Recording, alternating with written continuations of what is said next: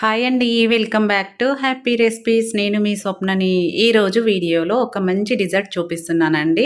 ఇంటికి ఎవరైనా చుట్టాలొచ్చినప్పుడు అప్పటికప్పుడు సింపుల్‌గా అయిపోయే డిజర్ట్ అని చెప్పొచ్చు. ఈ సమ్మర్‌లో ఇది చేసుకునేంత ఈజీగా ఏది చేయలేము. అంత సింపుల్‌గా అయిపోతుంది. కాబట్టి తప్పకుండా ట్రై చేయండి. బ్రెడ్‌తో అయినా చేయొచ్చు, టోస్టులతో అయినా చేయొచ్చండి. ఎలా చేసినా టేస్ట్‌లో ఏం డిఫరెంట్ ఉండదు. కాబట్టి ఏది వీలైతే దాంతో తప్పకుండా ట్రై చేయండి. మీ ఇంట్లో వాళ్ళకి చల్లగా చేసి పెట్టండి. ఇంకెందుకండి ఆలస్యం, లేట్ చేయకుండా వీడియోలోకెళ్ళి చూసేయండి.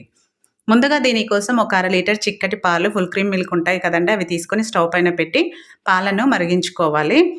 ఆ పాలు మరిగేలోపు నెక్స్ట్ ఒక గిన్నె తీసుకొని దాంట్లోకి 2 టీ స్పూన్ల కస్టర్డ్ పౌడర్ వేసుకోవాలి.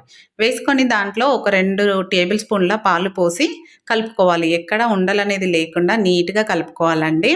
ఇలా వీడియోలో చూపిస్తున్నట్టు ఈ విధంగా కలుపుకొని ఇప్పుడు దీన్ని పక్కన పెట్టేసుకుందాము. నెక్స్ట్ పాలను చూద్దాము. పాలు పొంగుకొచ్చే వరకు మీడియం టు హై ఫ్లేమ్‌లో పెట్టుకొని పొంగుకు రాగానే ఫ్లేమ్‌ని తగ్గించుకోవాలి. చూడండి ఇలా కలుపుతూ మరిగించుకోవాలి. ఇలా ఒక పొంగొచ్చాక మళ్ళీ ఒకసారి కలిపేసుకొని మీడియం ఫ్లేమ్‌లో పెట్టి ఒక 3-5 నిమిషాల పాటు బాగా మరిగించుకోవాలి. అప్పుడు మనకు పాలనేది ఇంకాస్త చిక్కబడి చాలా టేస్టీగా ఉంటుంది ఈ డిజర్ట్. కాబట్టి తప్పకుండా ఈ విధంగా నేను చూపించినట్టే ట్రై చేయండి మీరు కూడా.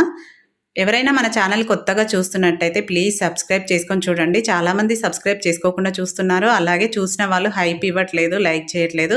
ప్లీజ్ అండి, మీ సపోర్ట్ మాకెంతో అవసరము. కాబట్టి తప్పకుండా లైక్ చేయండి, హైప్ ఇవ్వండి, సబ్స్క్రైబ్ చేసుకోండి. ఇప్పుడు వీడియోలోకి వెళ్తే పాలు ఇలా బాగా మరిగాక ఒక 5 నిమిషాల తర్వాత మనం ఆల్రెడీ కలిపి పెట్టుకున్న కస్టర్డ్ పౌడర్ పాలు ఉన్నాయి కదా, వాటిని వేసుకునే ముందు కూడా మళ్ళీ ఒకసారి కలుపుకోవాలండి అడుగు నుంచి. ఇలా కలుపుకొని పాలల్లో మొత్తం వేసి లో ఫ్లేమ్‌లో పెట్టుకోవాలి. ఎక్కడ ఉండలనేది లేకుండా అందులో కూడా నీట్‌గా కలుపుకోవాలి. మనం అలా పోసి వదిలేస్తే మాత్రం ఉండలుగా వచ్చేస్తుందండి. కాబట్టి వేసుకోగానే వెంటనే ఇలా గరిటెతో బాగా కలుపుకోవాలి.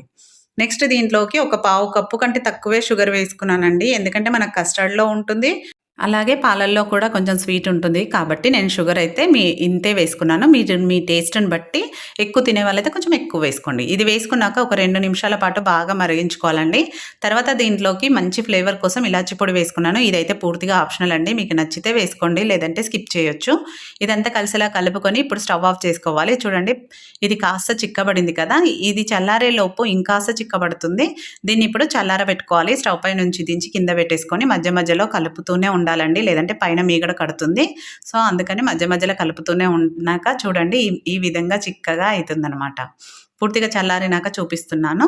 ఇలా చిక్కగా అయినంక మనకు బ్యాటర్ అనేది పర్ఫెక్ట్‌గా రెడీ అయిపోయినట్టు. ఇప్పుడు దీన్ని పక్కన తీసేసుకొని నేను ఇక్కడ రస్కులు తీసుకుంటున్నానండి. మీరు కావాలి అంటే బ్రెడ్‌తో అయినా చేసుకోవచ్చు.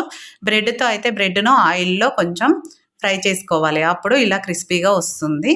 లేదు అంటే ఇలా రస్కులే తెచ్చుకొని డైరెక్ట్‌గా చేసేసుకోవచ్చు. ఇప్పుడు వీటిని ఒక గిన్నెలోకి ఈ విధంగా సెట్ చేసుకోవాలి. మీరు కావాలంటే గాజు బౌల్‌లో సెట్ చేసుకున్నా ఈజీగా ఉంటుందండి. నేనైతే దీంట్లో అందరికీ అవైలబుల్‌గా ఉండదు కాబట్టి ఏదైనా ఒక గిన్నెలో అయినా సెట్ చేసుకోవచ్చు. ఇప్పుడు ఫస్ట్ రస్కులు పెట్టేసుకొని దానిపైన ఇది కొద్దిగా గోరువెచ్చగా ఉండాలి. పూర్తిగా చల్లారొద్దు. గోరువెచ్చగా ఉన్నప్పుడు ఇలా మొత్తం సెట్ చేసుకోవాలి. ఎందుకంటే దీన్ని పాలను మొత్తం పీల్చుకోవాలి కాబట్టి కొంచెం గోరువెచ్చగా ఉంటే సరిపోతుంది. చూడండి ఇలా అన్నీ సెట్ చేసేసుకొని పైనుంచి ఇలా కస్టర్డ్‌ని వేసుకోవాలి. లాస్ట్‌లో కస్టర్డ్‌ని కొంచెం ఎక్కువే వేసుకోవాలండి ఇవన్నీ సెట్ చేసుకున్నాక. ఎందుకంటే మనకది ఎక్కువగా పీల్చుకొని జ్యూసీగా, సాఫ్ట్‌గా రావాలి కాబట్టి కొంచెం ఎక్కువే వేసుకోవాలి. ఇలా మీకు అందులో ఎంతవరకు సెట్ అవ్వగలిగితే అంతవరకు పెట్టేసుకొని సెట్ చేసుకోండి. చాలా టేస్టీగా ఉంటుందండి ఈ డిజర్ట్ అయితే. అలాగే చేసుకోవడం కూడా చూసారు కదా! చాలా సింపుల్‌గా అయిపోతుంది. జస్ట్ కస్టర్డ్ పాలు చేసి రెడీగా పెట్టేసుకున్నామంటే సింపుల్‌గా అయిపోతుంది. ఇప్పుడు దీన్ని ఫ్రిడ్జ్‌లో పెట్టుకోవాలి. ఒక 1 అవర్ పాటు లేదంటే 2 అవర్స్ పాటు పెట్టుకుంటే అది జ్యూసీగా, టేస్టీగా ఉంటుంది. అలాగే సమ్మర్ కాబట్టి చల్లగా తినడానికి బావుంటుంది. నేను ఫ్రిడ్జ్ నుంచి తీసాక డ్రై ఫ్రూట్స్‌ని సన్నగా తరిగి ఇలా పైనుంచి వేసుకుంటున్నాను. ఇది కూడా ఆప్షనల్ అండి. వేసుకుంటే మాత్రం చాలా బావుంటుంది. చూడండి ఇలా తీస్తే మనకు ఎంత బాగా వచ్చిందో. తింటుంటే అయితే ఇలా నోట్లో పెట్టుకుంటే అలా కరిగిపోతుందండి. అంత బావుంటుంది. డెఫినిట్‌గా ఒకసారి ట్రై చేయండి. ట్రై చేశాక సేమ్ నేను చేసినట్టు చేశారంటే మీకు కూడా ఇలానే వస్తుంది. పర్ఫెక్ట్‌గా చాలా బావుంటుంది. చూస్తుంటేనే ఎప్పుడు చేసుకోవాలి తినాలని ఉంది కదా!